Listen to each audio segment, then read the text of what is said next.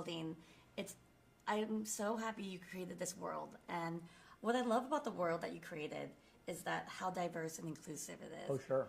And, not just the aliens, because the aliens are beautiful, but You're the always people. going to have beautiful aliens. Yeah, and ugly ones too, but, we don't judge. Beautiful in their own way. In their own way.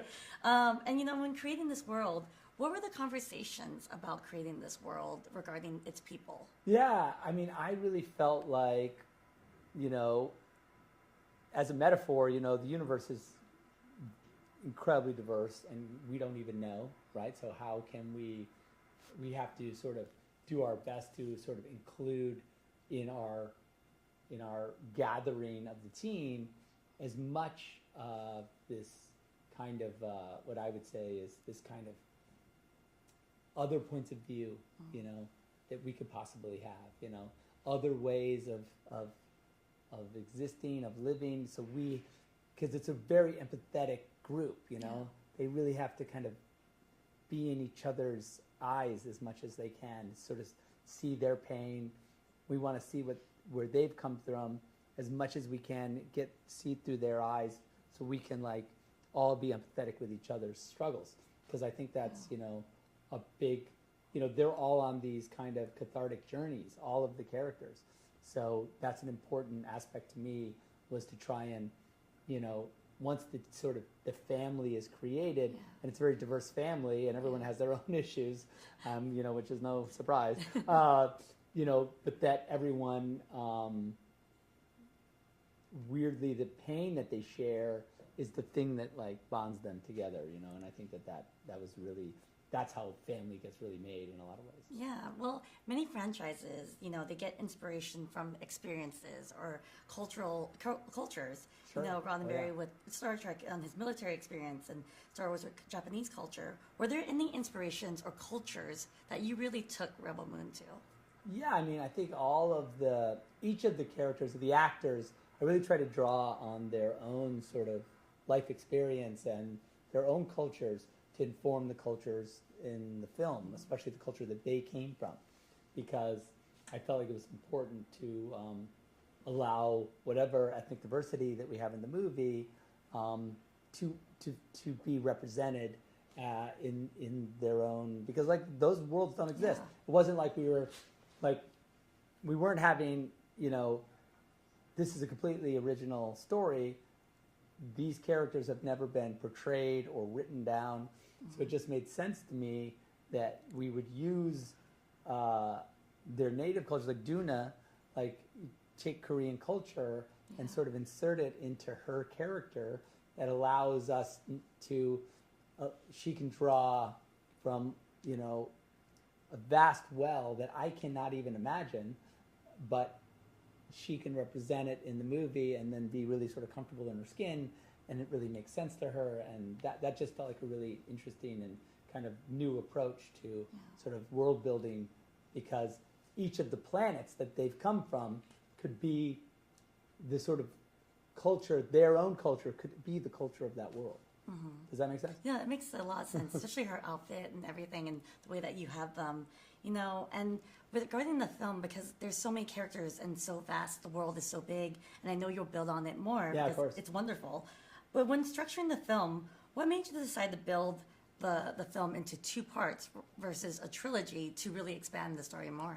I guess to me, 2 parts was the sort of natural break of the larger story that is sort of this chapter 1. Mm-hmm. That was sort of philosophy. I think Gondoval felt like the place to kind of, break it, kind of gathering team as one movie, and then, I don't want to say war, but something like that for movie 2. Yeah. Spoiler alert. Oh, war. Okay. Got it. Noted.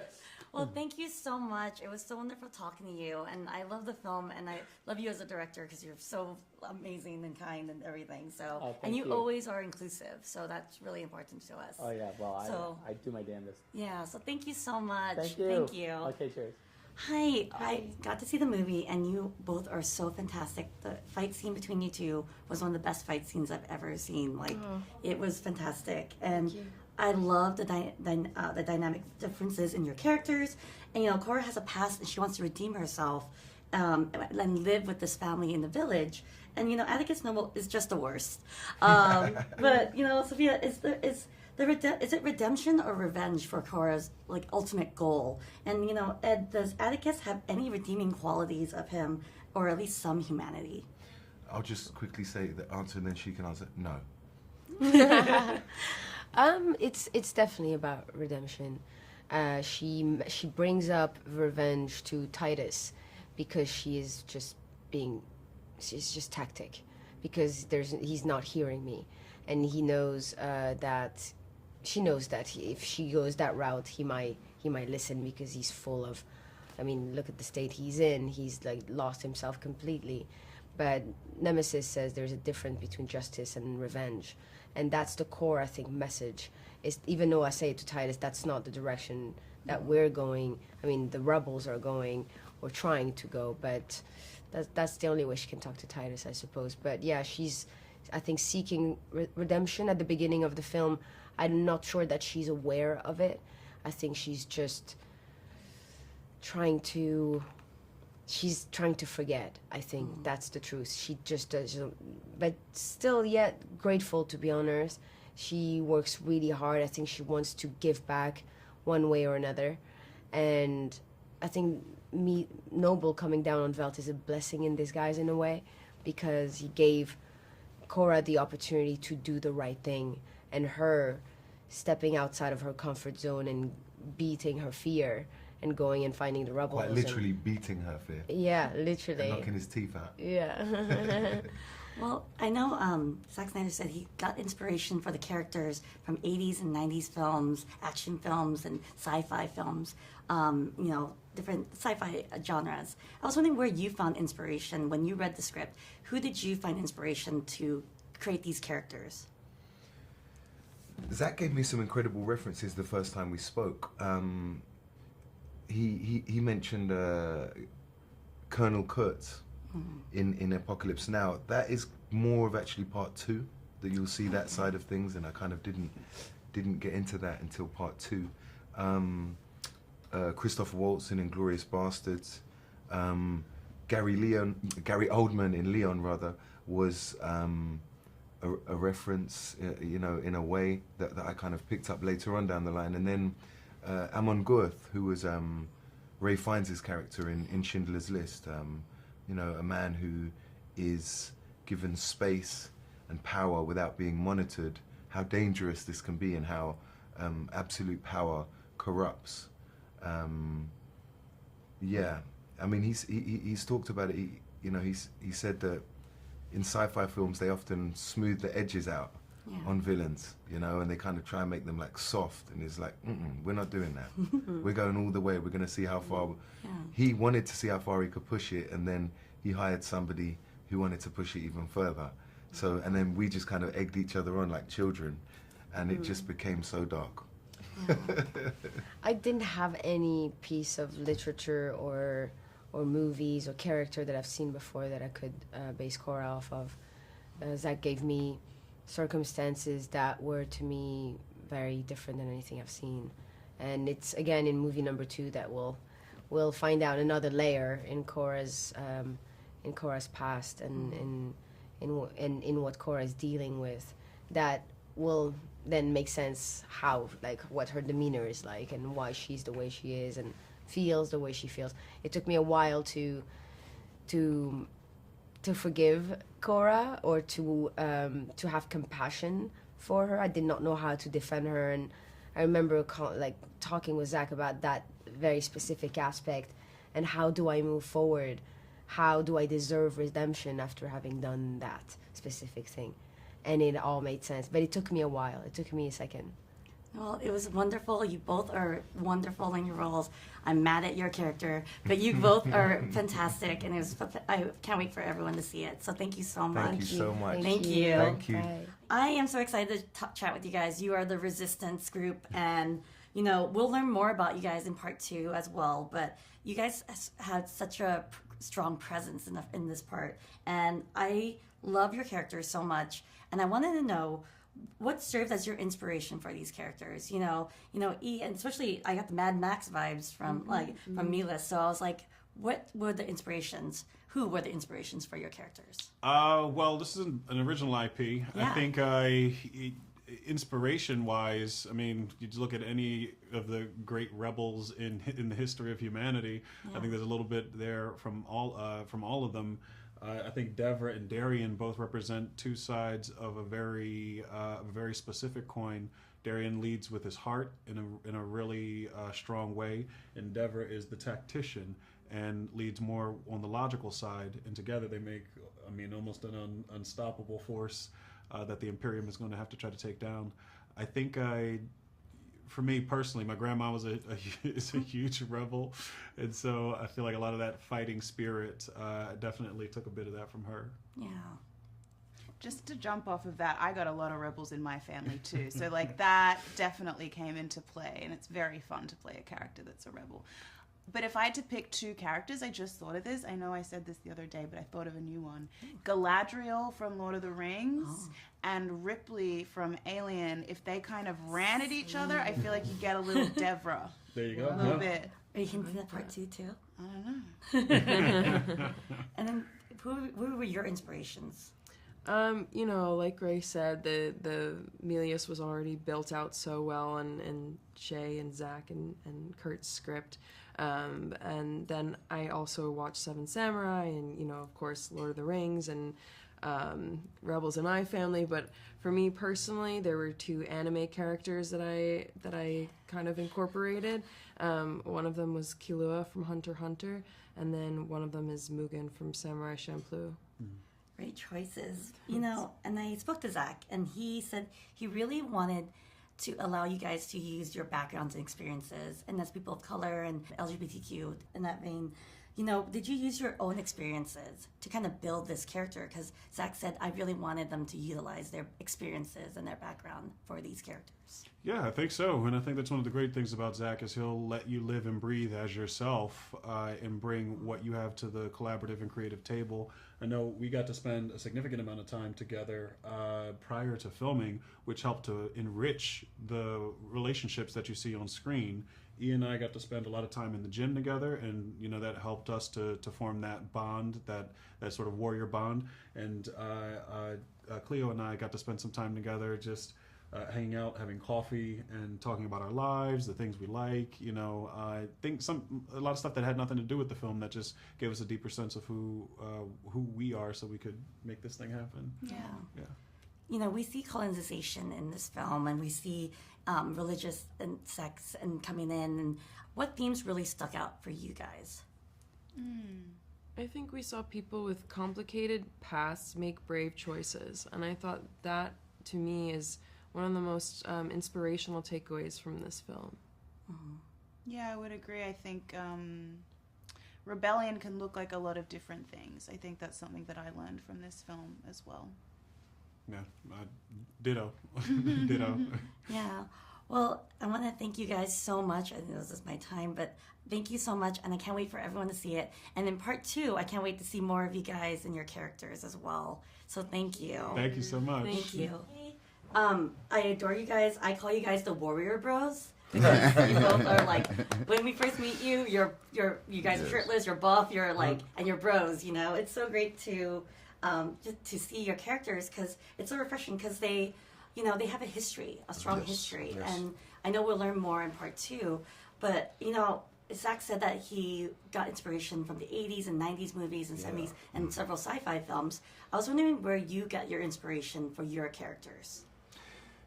Well, I got my inspiration mostly from, I would say, the aspiration came off the page, and the connection had more to do with the continent of my, where I come from, the continent of Africa. What came off the page was this, exactly what we were dealing with the Imperium. The geopolitical tentacles that have been holding the continent of Africa back for centuries and still holding them back. That level, that was really the most grounding and organic elements of the story.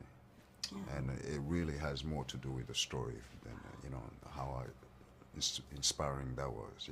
Yeah, I have to second that in the sense that I think knowing and getting this wealthy and depthy backstory from Zack that I can't give away yet was a big thing. I also there was an element of kind of connecting. If you look at it, Hindu culture or Asian culture, Indian culture, there's a deeply spiritual undertone to everyone there, and there was a level of kind of like introspection and peace and connection to the earth that I guess was very much inspired by that. I really wanted to subvert this character where, yes, he's a warrior, but I wanted him to be a spiritual warrior at the same time, a man connected to something greater than himself, or used to be connected to something greater than himself, and he's trying to step back into that state of nobility and moral code and compass and conduct. And so I think the inspiration there was the backstory and trying to find this kind of spiritual, like I said, element to an introspective, sensitive Speaking aspect of spiritual element, but you see how diplomatically religion was introduced in our story. Yes. I didn't think about it so Didn't much think about it so until much until- yesterday. I saw all the priests again, and as they conquer galaxy after galaxy, they basically invading with literally with all the priests. These priests. The scribes are very interesting actually because they are actually downloading information. They're like walking hard drives, which is terrifying, right? They've basically given their bodies to the Imperium, to this religious kind of faction. Not even but like religious overlord, let's say. And they're there to kind of download. They've given their bodies to download information from the Imperium. They're like hard drives, isn't it? It's just dark and cool. Well, it does touch on colonialism. Yes, massively. Because, and I love that your characters, like you said, you're inspired by Africa and like the relations there, and in your culture as well. Did you guys pull a lot? Is your motivation for your characters based on your past experiences as well? 100%. Yeah, my backstories and a lot of our backstories are quite emotional and quite dark, and there's I can't say too much, but my relationship with my parents and how I lose them, or how I don't lose them. We all lost everyone. It's obvious when you meet. We lose everyone. Everyone's gone. Right. We're alone. But how that ends up happening, especially my mother, was hit very close to home. It was actually something that when I was filming, I didn't really prepare for how personally it hit home. And I'm sure you've had this before in this or Blood Diamond. Sometimes you prepare for something emotionally, and it's so personal. You don't even really know how or what happened. You just know it was there and it was present, and that was very much for me. For my backstory, it was so personal. It was almost too personal. Wow. Yeah. But for me, of course, the only thing I can draw from is the political tone and the indoctrination of the continent of Africa, the colonization. Well, thank you so much for your time. Hi, Priya. I know. Thank you. If you recorded that, thank you. Thank you so much. I'm a big fan of you guys. I'm so happy and excited to chat with you guys. I got to see the movie. No, and it's so much fun. You guys, I have a saying that trust no one. Especially in a dystopian and time, but just in general, don't trust no one. And Kai is one of those men that, and Yeah, you can relate. Hunnam is like a good guy, so it's nice. What are their motivations? How did you guys find the inspiration for your characters in this world? For me, Kai's motivation is to survive. He's an outlier. He exists in an incredibly oppressive, authoritarian regime, and he is not playing by the rules. He has afforded himself the latitude and the autonomy to do whatever the damn well he pleases, and he does that with great relish.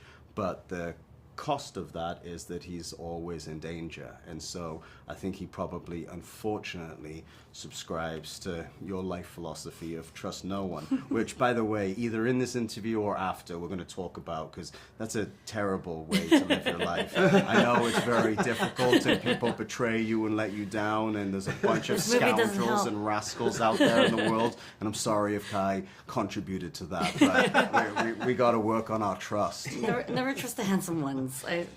But for both of you, what was your motivation for your character? I think that what's fun about the script is that probably for Gunnar, it's the opposite. He actually trusts everybody, which is his mistake. I think for me, this is a story for my character about redemption. Mm-hmm. Well, Zack Snyder said that the film is inspired by 80s, 90s, and sci-fi, like different sci-fi genres and films. Where did you find the inspiration when reading it, and where did you find inspiration for your character? Like, who did you draw from? Well, these characters were so rich on the page. I think that for me, I mean, my character spoke to me immediately. I kind of felt like I didn't feel the need to try and find other archetypical characters that were played before me. I understood this guy. I could relate to Gunnar. I know you did. Yeah, I could relate to Gunnar too. No, I know that Kai spoke to you instantly. Instantly, he leapt off the page. I just loved him the second I read it. But there was actually something that I'm like deeply interested in, which is UK or actually Northern Europe, Northern European traveller culture. And I felt like there was something about how isolated and outside of regular society Kai was, and his swagger and his absolute refusal to be dominated, that spoke to a little bit of that culture that I'd been admiring and learning about for so many years. Well, speaking of cultures, Zack also said that he really allowed you guys to embrace your own, like with your accents and the way that you guys present yourself. You really got to use your culture. Like, did you guys, how was it for you guys when you build it? You get to really develop from your own life and experiences. Well, yeah, I mean, because Zack allows you to do that, it makes it feel very natural. In my case, our village on Veld sort of has like this 18th, 19th century Scandinavian vibe. I'm from the Netherlands myself, not quite Scandinavia, but close enough. I kind of understand what that world must have been like, or I definitely understand what that dialect could potentially sound like. So I thought there was very smart casting, and when you look at all the people around me in my village, they're all from like a bit Nordic European or even Iceland countries. Yeah, and then you got to really embrace being Brit. So I really love that. Like it's refreshing to see that. Did you really take from any of your experiences too? Yeah, I mean, again, I don't want to just repeat myself, but Yeah. I had grown up in the north of England and being just completely enamored by the traveller culture, which, is a Romany Gypsy origin from Eastern Europe that had migrated north and found a homestead in the UK and been there for about 500 years. Living in total isolation, with total, they don't outsource justice, they don't outsource education, they rarely outsource medical, they completely look after themselves and a law unto themselves, and there's something just really, really beautiful and sort of harkens back to like an old way of life that is still sort of flourishing and existing, and I don't know, there was just some seed of that grounded it for me, that I went, okay, I know what this thing is. And we'll see that in part 2 as well. So. Yeah, from your lips to God's ears. Well, thank you guys so much. I appreciate you guys talking to me. Can't wait for everyone to see this film, and I can't wait to make my sister more jealous. So thank you. What is your so sister's much. name? Tiffany. Tiffany. Tiffany. Yeah. Tiffany. The activist directors, comments and the lectures, fanboys, professional artists and professors. Maybe a nerd who's just like you, talking about the things that you like too. So I invite you to the NOC. In full color, you see me. The hard knock life, comics, movies, and TV. Yeah, pop culture with a different perspective. Watch it on your screen, hit play, so check this.